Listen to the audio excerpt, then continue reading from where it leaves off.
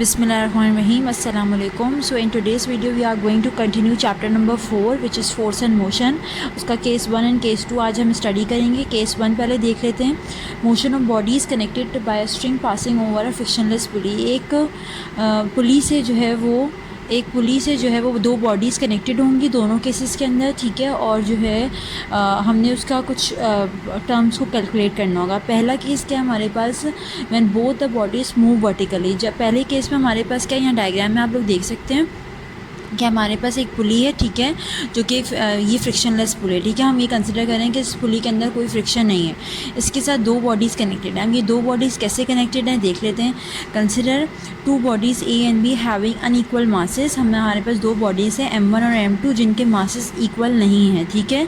अब मासेस किस तरह से हैं, in such a way that two bodies hang vertically as shown in figure. दोनों को वर्टिकली हैंग किया गया, सही है.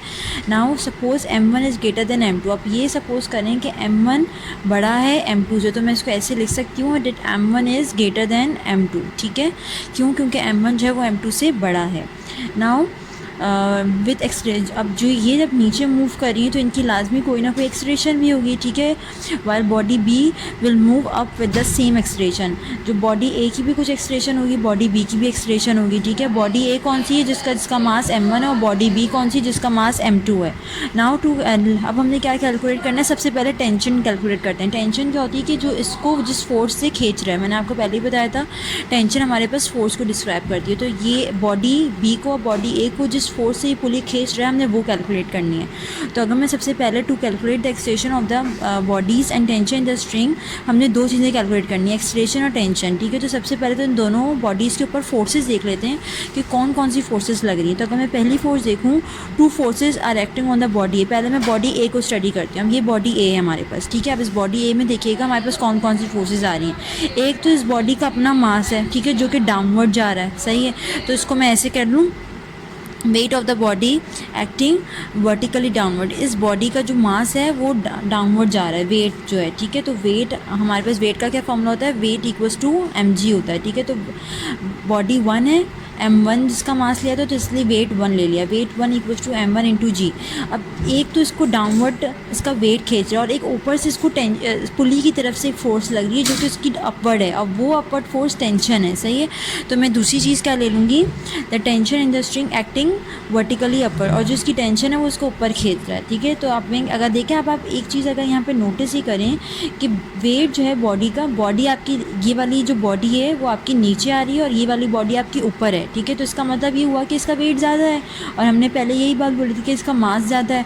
जब इसका मास ज़्यादा है तो ये बॉडी नीचे आ रही है, ठीक है. तो इसके ऊपर मैं ये वाली लाइन कह सकती हूँ, since body a is moving downward so W1 is greater then T. तो वेट इस बॉडी का ज़्यादा है एज़ कम्पेयर टू इसकी टेंशन के. मतलब इसके ऊपर दो फोर्सेस लग रही थी, एक वेट की और एक टेंशन की, और वेट इसका ज़्यादा है. अब जो टोटल अगर मैं नेट फोर्स निकालूँ तो नेट फोर्स बॉडी ए के ऊपर जो लग रही है वो क्या है, क्योंकि वेट ज़्यादा था इसलिए बड़ी क्वांटिटी को छोटी क्वांटिटी से माइनस करेंगे, वेट माइनस टेंशन करेंगे, सही है. तो हमारे पास F1 क्यों बोल रहे हैं, क्योंकि M1 हमने मास लिया था, ठीक है. बॉडी ए की बात कर रहे हैं हम, ठीक है. Force equals to weight minus tension. Weight की जगह पर क्या आ जाएगा, M1G माइनस T आ गया, ठीक है. तो ये हमारे पास एक इक्वेशन आ गई, ये इक्वेशन आ गई. अब आ जाते हैं, since the body a is moving downward with acceleration a, the net force F1 acting on body a as given by the Newton second law. Newton second law हमें क्या बताता है कि F जो है वो बराबर होता है ma के. अब यहाँ पे F1 लिया है तो F1 की जगह पे मैं M1a लिख सकती हूँ, ठीक है, क्योंकि F जो है वो ma के बराबर होता है. यहाँ F1 लिया तो m को भी हमने 1 ले लिया. अब मैं क्या करती हूँ, मैं इस F1 इक्वल्स टू M1a को मैं इस इक्वेशन में पुट करूँगी, ठीक है. तो जब ये इस इक्वेशन में पुट करूँगी तो ये वाली इक्वेशन आ जाएगी मेरे पास, M1a equals to M1g minus T, सही है. ये अब मेरे पास इक्वेशन नंबर 1 हो गई. नाउ अब बॉडी बी को स्टडी करते हैं कि बॉडी बी की क्या कंडीशंस हैं. अब बॉडी बी के ऊपर भी दो फोर्सेस लग रही हैं, ठीक है. पहली फोर्स उसका अपना वेट है जो कि डाउनवर्ड जा रहा है. तो बॉडी M2 हमने मास लिया था इसलिए मैंने वेट भी 2 ले लिया, वेट 2 इक्वल्स टू M2G. और दूसरी चीज़ क्या थी, इसका टेंशन. तो टेंशन जो है वो अपवर्ड जा रहा था. अब आप यहाँ पर अगर देखें, इस डायग्राम में अगर आप ये देखें तो जो इस बॉडी का मास है M2 वो ऊपर जा रहा है, ठीक है. मतलब ये वाली जो बॉडी है ये अपवर्ड मूव हो रही है और जो m1 बॉडी थी वो नीचे जा रही थी। अब ये जब अपवर्ड मूव हो रही है तो इसका मतलब इसका वेट कम हुआ और इसकी टेंशन ज़्यादा हुई, ठीक है। तो वेट कम हुआ तभी तो ये ऊपर जा रहा है, अगर वेट ज़्यादा हो तो ये बॉडी को नीचे लेकर आता है स्ट्रिंग को, लेकिन इसका वेट कम है, ठीक है। तो मैं यहाँ पर ये वाली चीज़ लिख सकती हूँ, since the body b is moving vertically upward so tension in the string is greater than the weight, tension ज़्यादा है वेट से, ठीक है। तो अगर मैं नेट फोर्स निकालूँ अगैन 2 निकालूंगी, क्यों, क्योंकि सेकंड बॉडी को डिस्कस कर रहे हैं। F2 equals to T minus M2G, ये M2G क्या है, बेसिकली W2 है आपका, ठीक है। W2 ये देख रहे हैं यहाँ पे भी लिखा था W2 इक्वल्स टू M2G, सही। तो अब यहाँ पर आ जाते हैं, हमारे पास F2 equals to T minus M2G आ गया। अब टेंशन इसमें ज़्यादा थी और वेट कम था। अगैन जो हमारे पास फोर्स है F2 उसको मैं क्या लिख दूँगी, M2A according to Newton second law. जब M2A यहाँ पे आ जाएगा तो मैं F2 की जगह पे क्या पुट कर दूँगी, M2A equals to T minus M2G।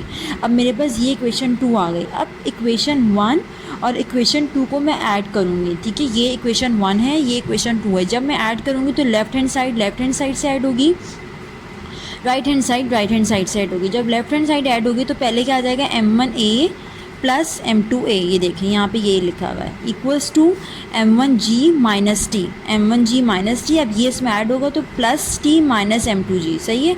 तो देखें दोनों के अंदर टेंशन का साइन चेंज है बस, तो ये टेंशन आपस में कैंसिल आउट हो जाएगा, सही है। और फिर क्या आ जाएगा आपके पास, M1A plus M2A equals to M1G minus M2G। अब इन दोनों में क्या कॉमन है, एक्सेलरेशन कॉमन है, तो A कॉमन ले लिया तो पहली टर्म के पास M1 बचा, दूसरी टर्म के पास M2 बचा।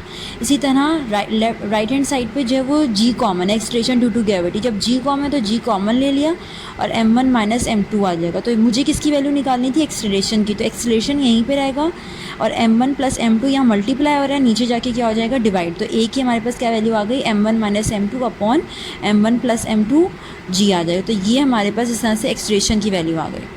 अच्छा, अभी हमने निकाली थी एक्सेलरेशन, अब हम निकाल लें टेंशन। टेंशन को निकालने के लिए क्या करना है, जो हमारे पास इक्वेशन 1 और इक्वेशन 2 आई थी ना, ये वाली इक्वेशन 1 हमारे पास ये आई थी, ठीक है। इक्वेशन 2 हमारे पास ये आई थी, सही है। अब इन दोनों को हम डिवाइड करेंगे।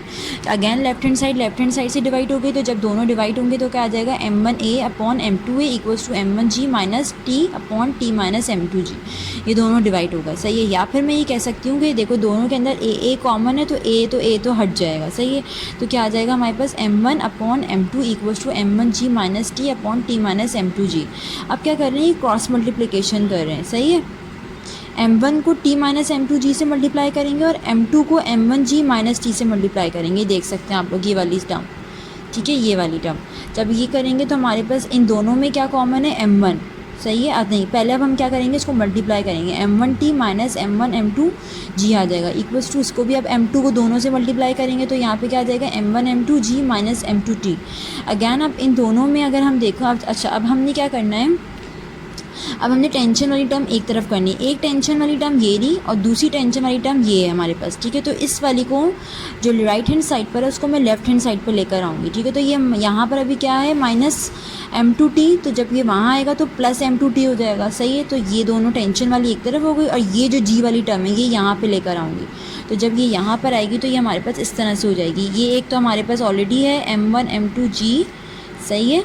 और जब वो वाली यहाँ आ जाएगी तो वो भी हो जाएगी प्लस M1 M2G, तो 2 M1 M2G हो जाएगा। तो यहाँ पे क्या हो जाएगा, 2 M1 M2G, सही है।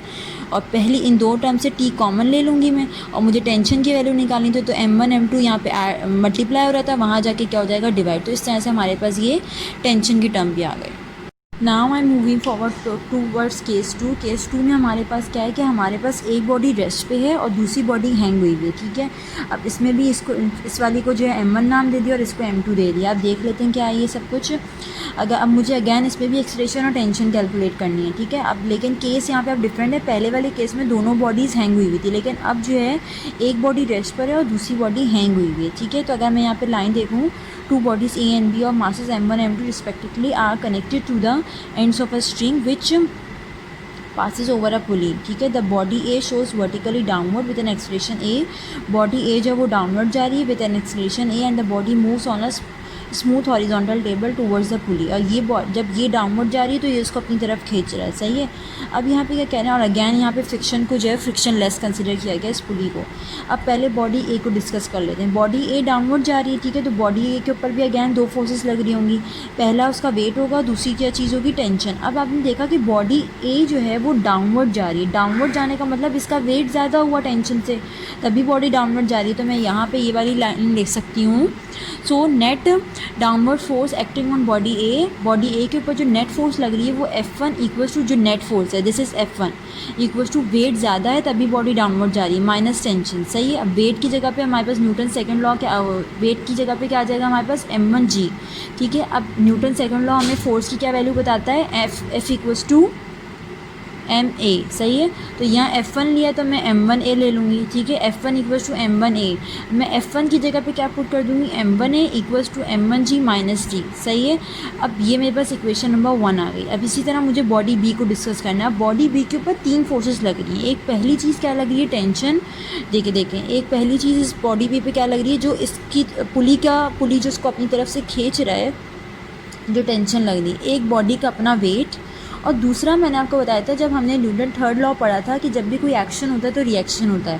तो जब इसके ऊपर ये वेट लगा, मतलब वेट इसका डाउनवर्ड जा रहा है, तो इसके ऊपर लाजमी ये जो सरफेस है जिसके ऊपर ये बॉडी रखी हुई है वो भी इसके ऊपर कोई ना कोई रिएक्शन लाजमी दे रही होगी, ठीक है। तो दैट इज़ बेसिकली आर।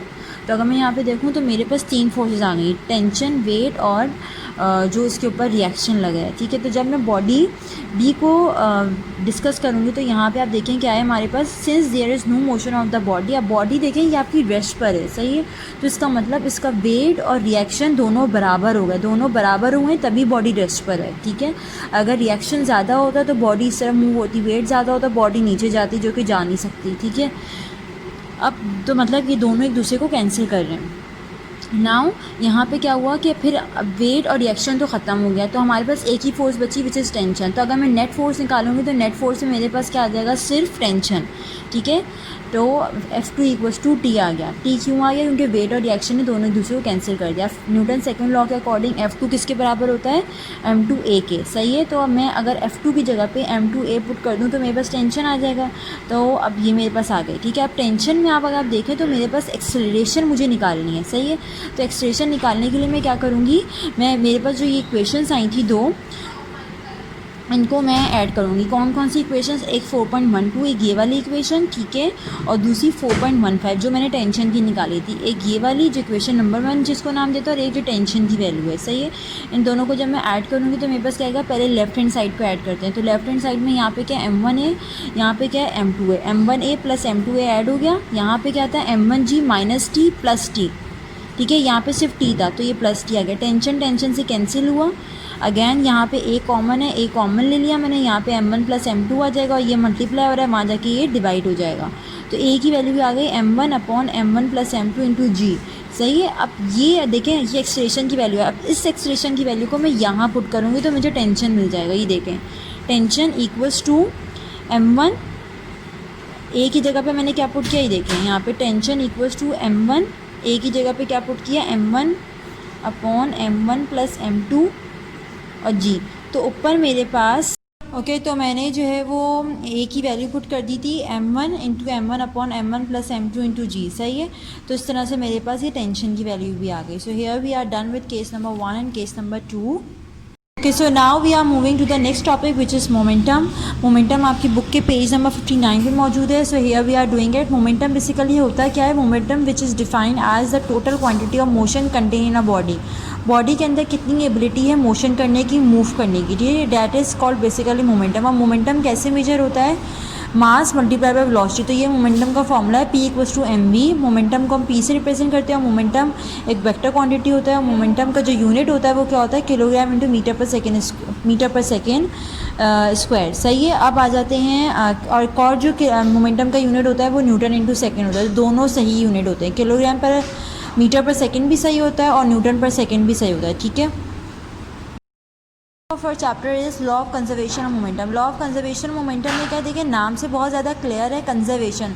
इस पूरे टॉपिक के अंदर एंड में क्या होगा कि मोमेंटम हमारा कंजर्व हो जाएगा, मतलब सेफ रहेगा, कुछ लॉस नहीं होगा मोमेंटम में।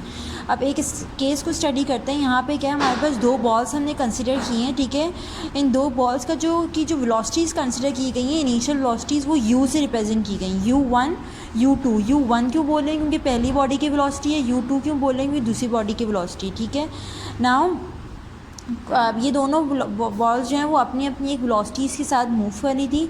फिर इन दोनों का आपस में कोलिजन हुआ। जब इन दोनों का आपस में कोलिजन हुआ तो कोलिजन होने के बाद ये देखें, बिफोर कंडीशन ऐसा था कि दोनों अपना अपना मूव कर रही थी, लेकिन कुछ टाइम के बाद these two bodies collide with each other. When these two bodies collide with each other then their velocities will be change. इनका मास तो जाहिर सी बात है चेंज नहीं होगा। जो बॉडी 1 का मास था वही बॉडी 1 का रहेगा, जो 2 का था वही रहेगा, लेकिन अब इनकी वेलोसिटीज़ में चेंज आ गया। देखिए पहले इनिशियल वेलोसिटीज़ को u1 u2 से रिप्रेजेंट कर रहे थे, अब किससे कर रहे हैं, v1 v2 से, ठीक है। तो balls of masses m1 and m2 before collision the colliding with each other and final after collision. तो बॉल्स के जो मासेस थे वो वही रहे, m1 m1 ही रहा, m2 m2 ही रहा, सही है। चेंज कहाँ पर आया हमारे पास वेलोसिटीज़ में चेंज आया है, सही है। Now the law of conservation of momentum states that the momentum of an isolated always remains constant और कंजर्व। तो इनका जो मोमेंटम होगा वो कांस्टेंट रहेगा, वो कंजर्व रहेगा, ठीक है। मोमेंटम में चेंज नहीं आएगा। The total momentum of the balls before collision, जो उनका टोटल मोमेंटम बिफोर कोलिजन था वो, और जो आफ्टर कोलिजन था वो मोमेंटम इनका कंजर्व रहा, ठीक है। Now if I study the case over here, so that is u1 is greater than u2। u1 कह रहे हैं u2 से ग्रेटर है, क्यों ग्रेटर है, suppose the balls a and b acquire velocities v1 and v2 respectively after collision, ठीक है। तो इनका जो वेलोसिटीज़ थी वो बाद में कोलिजन के बाद क्या हो गई थी, v1 और v2, सही है। सो momentum of the system before collision उनका जो मोमेंटम था वो क्या था, मोमेंटम मैंने अभी बताया था हम किससे रिप्रेजेंट करते हैं, p = mv से। लेकिन अगर मैं इनिशियल मोमेंटम की बात करूँ, जो इनिशियल वेलोसिटीज़ हमने क्या ली थी, u1 ली थी और u2 ली थी। तो अगर मैं p1 मतलब पहली बॉडी के मोमेंटम की बात करूँ तो मेरे पास क्या आ जाएगा, p1 = m1 और u1, ठीक है, इनिशियली बिफोर कोलिजन। और इसी तरह बॉडी 2 की बात करूँगी तो m2 और u2 = p2 हो जाएगा। तो ये दोनों इनिशियल मोमेंटम दोनों के ऐड हो जाएंगे, क्योंकि बिफोर कोलिजन की बात हो रही है। तो टोटल मोमेंटम बिफोर कोलिजन क्या होगा, m1 u1 + m2 u2, ठीक है। तो u1 u2 क्यों ले रहे हैं, क्योंकि वेलोसिटीज़ हमने u1 u2 लिए हैं। अब टोटल मोमेंटम आफ्टर कोलिजन क्या होगा, बस आपकी वेलोसिटीज़ में चेंज आया है ना। अब ये u1 u2 के बजाय क्या हो गई है, ये v1 v2 हो गई, तो ये यहाँ पर आ गया। और हमने यही बात की थी कि according to law of conservation of momentum हमारा जो टोटल मोमेंटम होता है इनिशियल और फाइनल, मतलब बिफोर कोलिजन और आफ्टर कोलिजन हमारा वो एक जैसा रहेगा। तो मतलब ये हमारे पास एक स्टेटमेंट आ गई। This thing tells us that कि हमारी जो बॉडी का टोटल मोमेंटम है before collision and after collision वो एक जैसा ही रहेगा।